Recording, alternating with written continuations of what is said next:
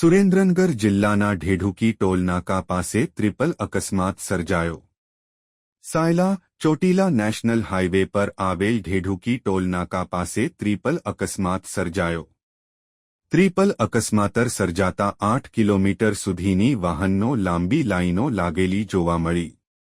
જ્યારે ટ્રિપલ અકસ્માત સર્જાતા કોઈને ઈજા પહોંચી નથી, પરંતુ ટ્રક ચાલક ત્યાંથી નાસી છૂટ્યો હતો. સાયલા પોલીસને જાણ કરતા ઘટના સ્થળે મોડી પહોંચી ટ્રાફિક હળવો કરાયો.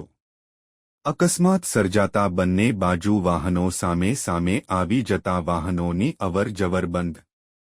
સુરેન્દ્રનગર જિલ્લાના સાયલા ઢેઢુકી ટોલનાકાની કામગીરી ઝડપથી પૂર્ણ થાય તેવી લોકોની માંગ. વારંવાર ઢેઢુકી ટોલનાકા પાસે અકસ્માત સર્જાય છે. સુરેન્દ્રનગર રિપોર્ટર મહેશભાઈ ઉતેરિયા દ્વારા.